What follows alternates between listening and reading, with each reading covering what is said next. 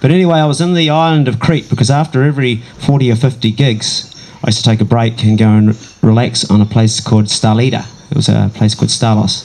Now this story is not a funny story. It's pretty hard to make something funny out of what happened, but it's an interesting story, so I'm going to share it with you.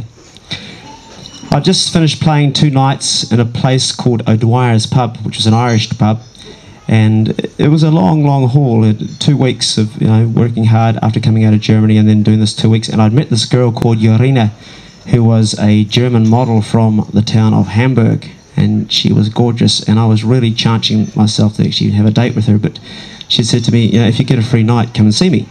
So I was walking down the Esplanade on my one night off, heading toward this hotel, and in the Esplanade there's little side stores where you've got people selling fried chicken and pancakes and crepes and alcohol. I'm walking along on a nice sunny day, just minding my own business, and next minute an incredible pain in the bottom of my spine, as if you can imagine like a wasp sting or a bumblebee. And I dropped to my knees, and I remember walking on my hands and knees thinking, I've actually been shot. Can't really feel my legs working properly, but I've been shot by something. What I'd been shot by was an air rifle, only a caliber .177, which isn't a huge firearm, but gets you in the right place between L1 and L2 down the very bottom there, and it'll drop you. And that's what it did. So I'm walking around on my hands and knees in considerable pain, and as I turn around, I see a man's head from a hotel behind me there with a firearm just pulled back. I can remember his head, it was very shiny, and he had tattoos on his arm, and I saw another man behind him. And I walked along on my hands and knees, and the first thought I thought was, okay, I'm okay. Hands and legs are working all right, I'm all good. But I want to see what's going on. So I walked along back under the stalls to the hotel where these guys were upstairs, and made my way up the stairs. This was the silly part, because upstairs there was 3 Irish men, all with IRA insignia tattooed on their arms, and they were having fun shooting tourists with air rifles. Yeah, as you do sometimes, in the island of Crete, in the little town of Stalida. So I walked my way up the stairs, and I thought, I'm just going to check out what's going on up here and see, if there's a situation that I can somehow take revenge. Do it. So, crept up the stairs. Yeah, I know what you're thinking.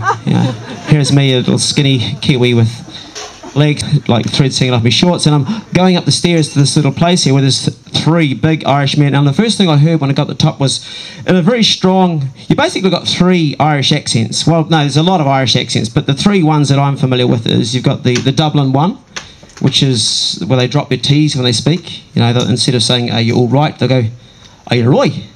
And then you've got the sort of sing-song, which could be anything from Cork to Wexford. They kind of sing like that. How's it going there, boy? Oh, it's a lovely day. Lovely to see you. And then you've got the Northern Irish accent, which is sort of like, good in the fucking car. That was the 3 people that I'm talking about now. These were 3 Northern Irish. They had the IRA flag in their bedroom. Now, I'm on the 2nd floor now, and I'm looking into their room, and there's a veranda outside. And I just got up the time in time to hear one say, get the fat one there, there's a fat one, get the fat one. Beauty man, oh lovely, get the arse. And you hear them loading up the air rifle and shooting tourists. A great way to spend, for a typical guy who's IRA on holiday in the island of Crete. That's what's going on. Straight up. I'm not making any, as much as I like to add to the story, this is exactly what's going on. This is the point where I'm thinking how I'm going to take revenge, because I've been shot. Which is one of these plans that you formulate as you go along, and I'm sure you've all met somebody in your life who always attracts drama and stuff. I'm one of those people. Anyway, I'm sitting there thinking about my situation and how I can take revenge, and it just suddenly dawned upon me that physically I had no chance at all of doing anything. But what I did notice was, in the middle of the room that they kept coming back out to was a table. And on the table there was a packet of cigarettes, a small pile of white powder, it wasn't flour, and a pile of cash that was a humongous pile of cash, and 2 wallets. I was thinking to myself, probably the cash belonged to one guy, and the other, you know, he probably took all his cash for a holiday, and the other two had it in wallets or something, I don't know. Out on the veranda, they were still shooting tourists as they went by.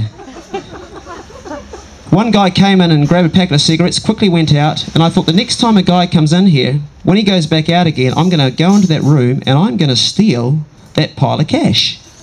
But I'm not going to touch the wallets. There's a logic behind this, I'll get to that later on. I don't know if you're following me where I'm going with this, but anyway. So, soon another guy came in, grabbed a couple of beers, and he goes, "Hey, Paddy, do you want some of that Charlie, man? Charlie, do you want a bit of Charlie?" "Charlie? What's Charlie?" And then he scooped the white powder off the table. "Ah, Charlie." He took that out there and rolled up it was actually a drachma. Came back in about 2 minutes later like he had a flour bag over his head. "Oh, this is lovely, man. This is fucking grand. Give me that air rifle." And then they really started to, all three of them were out there. They had 2 air rifles, so one guy had to wait all the time before they could shoot another tourist. This was my chance because they'd run out of air pellets and another guy was going downstairs to get some more from someplace. So he was downstairs, there were 2 out there, and they were both occupied with the 2 air rifles. Straight to the table, cash in my pocket. And as I was walking back towards the door, your man who was downstairs getting his, he just arrived a little bit early. So I'm behind a curtain. Now, you know these curtains, how they are. They hang, and everything, you can get behind one of those suckers, except your feet will poke out. They'll be at the bottom, you know.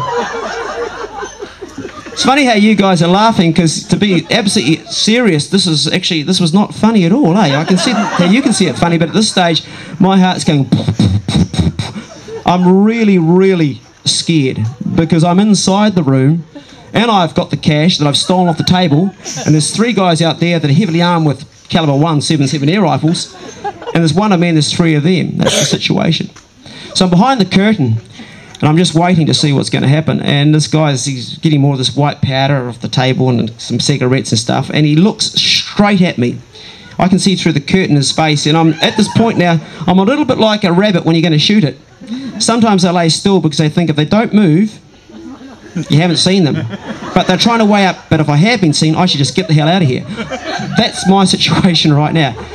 I chose to stay there, which was a good choice because in fact he hadn't seen me. He was back out to the balcony. Downstairs there's a bar below, and I went down there and just gathered myself, and I was sitting there and I was absolutely shaking, and the adrenaline's pumping through my body, and I thought, yes, I've got the money. Now, the logic behind not taking the wallets for me was if I took just the cash, then they'd come back into the room and the guy who owned the cash would go, "Hey guys, my cash is gone." Obviously, if a thief came up, you know, he would take everything. So he would pin it on one of his 2 mates. And that's exactly what happened. It took about 5 more minutes. You have to excuse my language because I do this like it was. "Oh, Seamus, you fucking ass, man. You've taken me on." "It wasn't me, man. Why would I do that?"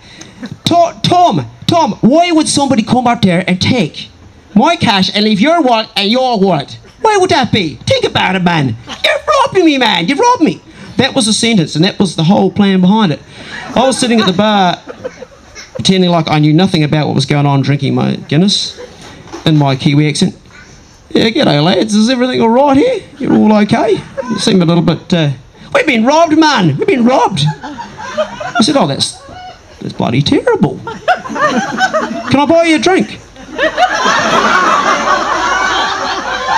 "He's fucking loaded."